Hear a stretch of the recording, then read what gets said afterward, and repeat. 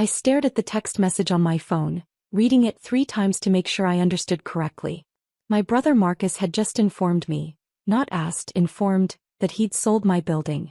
The one in downtown that I'd purchased 6 years ago when the neighborhood was still considered up and coming. The text had come through at 2:47 p.m. on a Tuesday. I was in a meeting with the City Planning Commission about the new zoning proposals.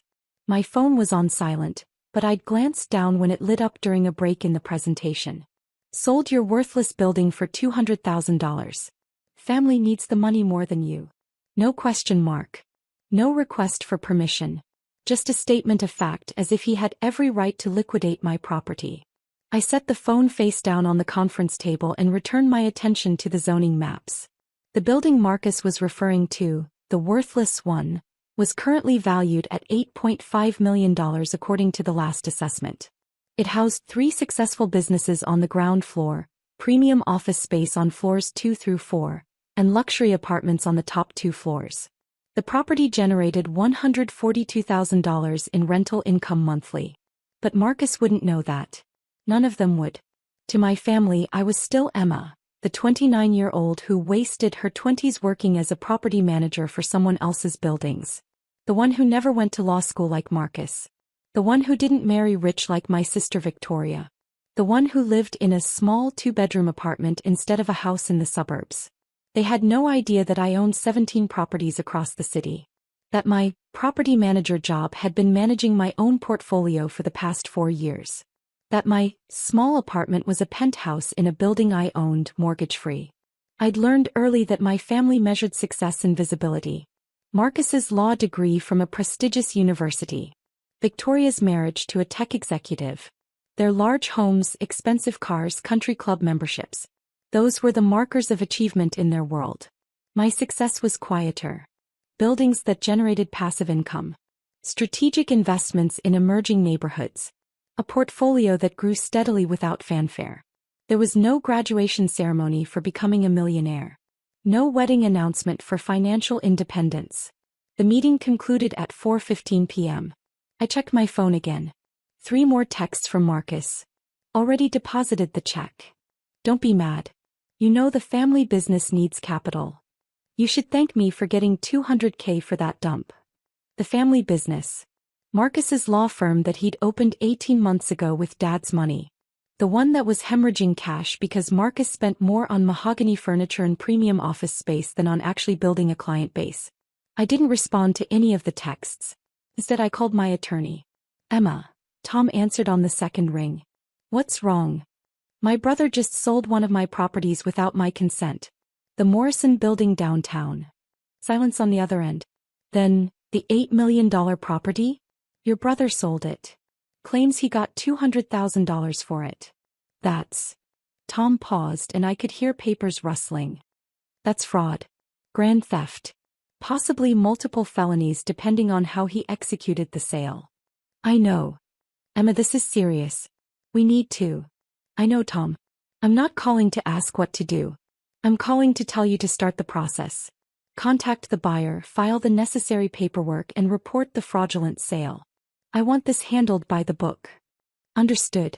I'll need to loop in the police, probably the DA's office given the amount involved. Do what needs to be done. I hung up and drove to my parents' house. It was Tuesday, which meant family dinner.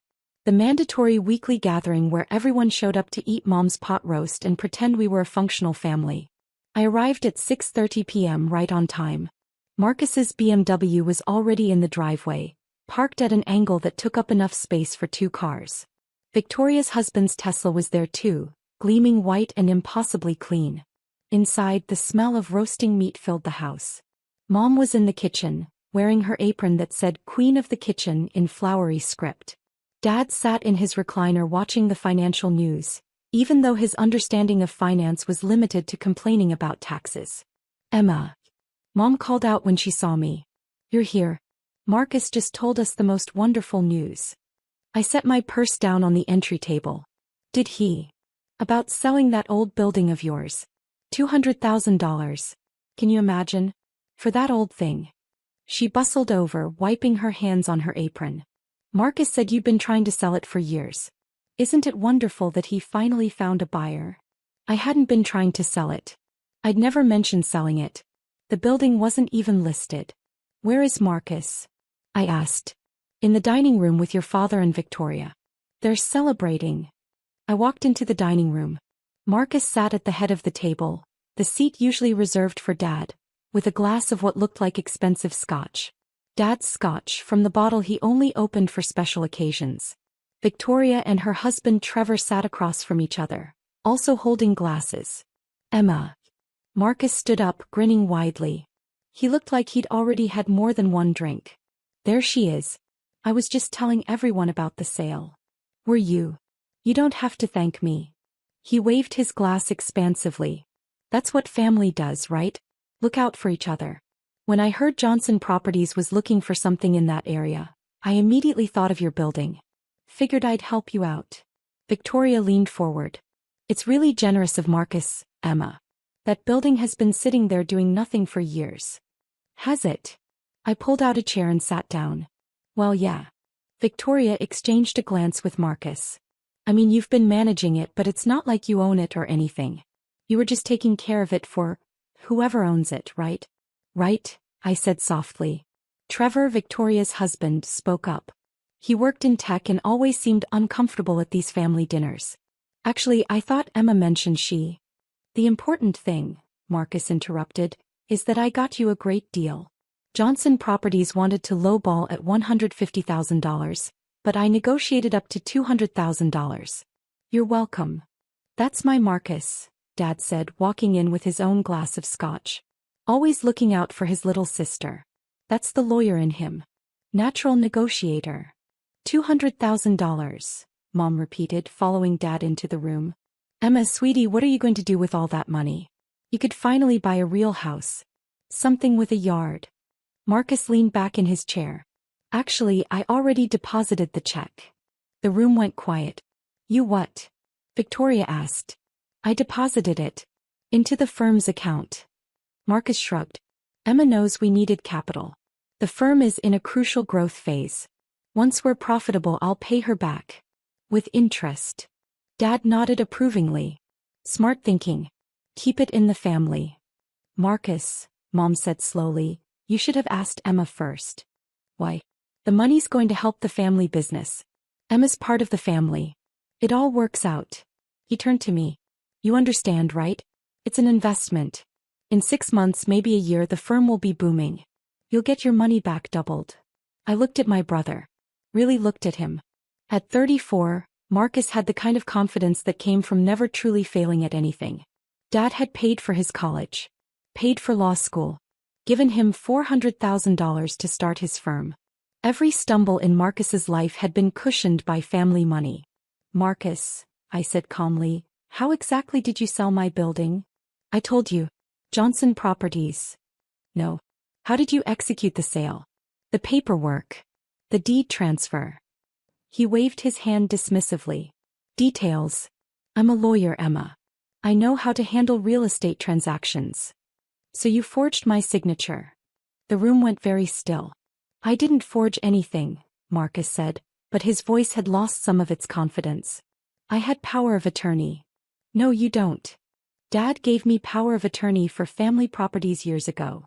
I turned to Dad. Did you? Dad looked uncomfortable. Well, yes, but that was for my properties, not. The building is mine, I said. Not Dad's. My name on the deed. My property tax payments. My tenants. Marcus laughed, but it sounded forced. Come on, Emma. Don't be dramatic. You don't own that building. You manage it. There's a difference. I purchased it in April 2019 for $2.3 million. Cash sale. No mortgage. Would you like to see the deed? Victoria gasped. $2 million? Emma, where would you get $2 million? That's impossible, Marcus said. You were making what, $45,000 a year as a property manager? I made $45,000 working for someone else. Then I started working for myself.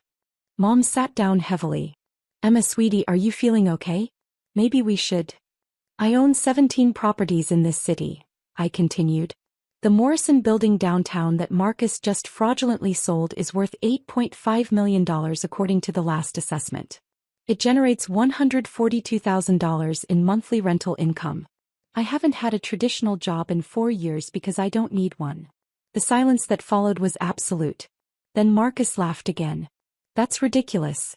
If you owned properties worth millions, we'd know about it. Would you? You drive a Toyota. A paid-off Toyota that gets good gas mileage. You live in a tiny apartment. A 2,400 square foot penthouse that I own. No mortgage. No rent. Emma, Dad said carefully, if this is some kind of joke. My phone rang. I glanced at the screen. Tom. Excuse me, I said standing up. I answered as I walked into the kitchen. Tom. Emma, we have a problem. Or rather, your brother does. The sale went through a title company called Quick Close Solutions. They specialize in, let's call them questionable transactions. How questionable? The kind that don't verify ownership too carefully. But here's the thing, they did verify. Your brother presented what appeared to be a legitimate power of attorney document and a copy of the deed. He forged them. Almost certainly. The title company is cooperating with us now. They're mortified. Apparently this is going to cost them their license. They're claiming your brother presented very convincing documentation. What about the buyer? Johnson Properties is legitimate. They thought they were buying from the owner's representative. They're threatening to sue everyone involved. The title company, your brother, probably their own attorney for not catching this. And the $200,000? Already deposited into your brother's law firm account this morning. He must have moved fast. Can we get it back? We can freeze the account. I've already contacted the bank. But Emma, there's something else. Your brother's firm account shows a balance of negative $47,000 before this deposit. He was already insolvent. I closed my eyes. He was desperate. That would be my assessment. I've also filed a police report. Given the amount involved, this is a felony. Multiple felonies, actually. Fraud, forgery, grand theft. The DA's office will likely want to prosecute. Okay. Emma, this is your brother. Are you sure you want to? I'm sure. I hung up and returned to the dining room. Everyone was exactly where I'd left them, frozen in uncomfortable silence. That was my attorney, I said, sitting back down. He's filed a police report. The DA's office will likely file charges tomorrow. Fraud, forgery, and grand theft. Marcus stood up abruptly. You're bluffing. The title company is cooperating. They've provided copies of all the forged documents. The buyer is threatening to sue everyone involved. Emma, you're not serious, Victoria said. He's your brother. Who just committed multiple felonies. Dad's face had gone red. Now wait just a minute. This family doesn't air its dirty laundry in public. We handle things privately. He stole $8.5 million worth of property. He borrowed against an asset. Dad shouted. That's not stealing. It is when the asset isn't his to borrow against. Mom was crying now. Emma, please. Think about the family. Think about Marcus's career. A criminal record would destroy him. He should have thought about that before forging legal documents. Marcus's confidence had evaporated entirely. He looked pale. You actually own that building? I actually own that building. But how? You don't have that kind of money. You can't. His phone rang. We all stared at it as it buzzed on the table. The screen showed an unknown number with a local area code. Answer it, I said. Marcus picked up the phone with shaking hands. Hello. I couldn't hear the other end of the conversation, but I watched Marcus's face drain of what little color remained. Yes, this is Marcus Chen. Who is, what? He looked at me, eyes wide. No, I was told. She's my sister, I thought. What do you mean, consent? The voice on the other end grew louder. Agree. The city's most valuable. No, that can't be right. It's just an old building in $8.5 million. Marcus sat down hard. But I only, $200,000. She said. He lowered the phone slowly. That was Johnson Properties' attorney. They're suing me for fraudulent representation and want their $200,000 back immediately. Plus damages. They say the building is worth. He couldn't finish the sentence. $8.5 million. I finished for him. Yes. Victoria's phone buzzed. She looked at it and gasped. Oh my God. Marcus, you're trending on Twitter. What? She held up her phone. I could see the headline from across the table. Local attorney sells $8.5 million building without owner's consent. Trevor leaned over to look. That's the Johnson Properties corporate account. They have 200,000 followers. Victoria kept scrolling. Real Estate Weekly picked it up. So did the Legal Times. She looked at Marcus. They're calling it the biggest property fraud case of the year. Dad stood up. This is fixable. We'll hire a better lawyer. We'll. With what money? I asked. Marcus's firm is $47,000 in debt even with the stolen $200,000. You refinanced this house to give him startup capital. Victoria, didn't you and Trevor co-sign his office lease? Victoria went pale. How do you know that?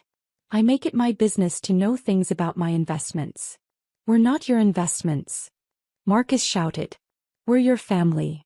Then why did you steal from me? I didn't steal. I was helping. The firm just needs more time to. The firm is failing, I said. It's been failing since month 3. You have 2 clients, Marcus. Your monthly expenses are $47,000. Your monthly revenue is $6,000. You were never going to make it. Mom was sobbing openly now. Emma, how can you be so cruel? He's your brother. He made a mistake. He committed multiple felonies. My phone rang again. Tom. The police are on their way to your brother's house, he said when I answered. They'll probably arrive within the hour. I wanted to give you a heads up. Thank you. There's something else. The Bar Association got wind of this. They're opening an ethics investigation. Even if your brother isn't convicted criminally, he'll almost certainly lose his license. I looked at Marcus. He'd heard enough of the conversation to understand. His entire body was shaking. Emma, he whispered. Please. I'm sorry. I made a mistake. I'll fix it. I'll sell my car, the furniture, whatever it takes. Just don't let them arrest me. You can't fix this, Marcus. You don't have $8.5 million. You don't even have $200,000 anymore. The bank froze your account. Victoria stood up. This is insane. Emma, you're destroying him over money. It's just money. It's not about the money. Then what is it about? I looked around the table. At my parents who'd always valued Marcus's achievements over mine. At Victoria who'd pitied me for my small life. At Marcus who'd thought so little of my accomplishments that he believed he could steal from me without consequences. It's about the fact that you all assumed I had nothing worth stealing. Dad tried again. Emma, please. Be reasonable. We can work this out as a family. We don't need lawyers and police. We just need to sit down and... You want to work this out as a family? I stood up. Fine. Here's my offer. Marcus returns the $200,000 immediately. All of it.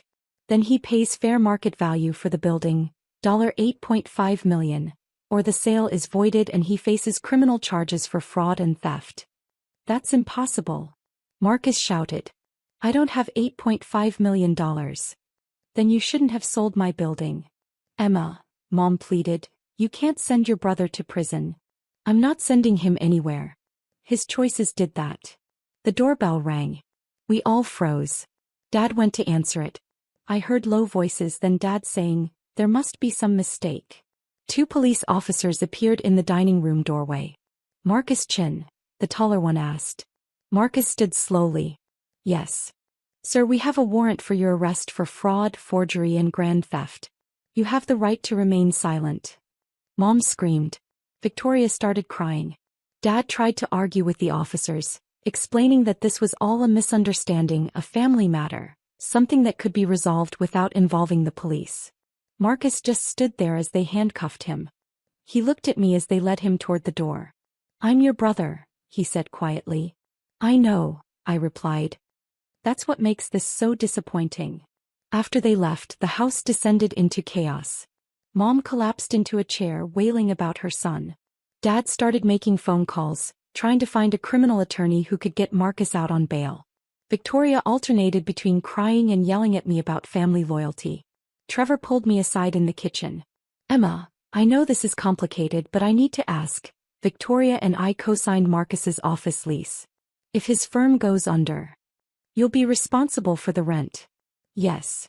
That's $8,000 a month for the next 3 years. I know. He ran a hand through his hair. We can't afford that. Not with our mortgage and the kids' school and... He looked at me carefully. You really own 17 properties? Yes. And you've been listening to us talk about money troubles for years without saying anything? Would you have believed me if I had? He was quiet for a moment. Probably not. He paused. Is there anything you can do? About the lease. The building Marcus leased his office in. Who do you think owns it? Trevor's eyes widened. No. I can terminate his lease for cause given the criminal charges. You and Victoria won't be liable. Why would you do that? After what Marcus did. Because you weren't the one who stole from me. And because Victoria is going to have enough problems being married to an ex-con's sister. She doesn't need financial ruin on top of it. His expression shifted to something like respect. You're not what I expected. No one ever expects the quiet one to have power. Later that night, after I'd left my parents' house and returned to my penthouse, Tom called with an update. Marcus made bail. $100,000. Your father refinanced his house again. That house must be mortgaged to 3 times its value by now. Close. I'm sending you the preliminary damage assessment.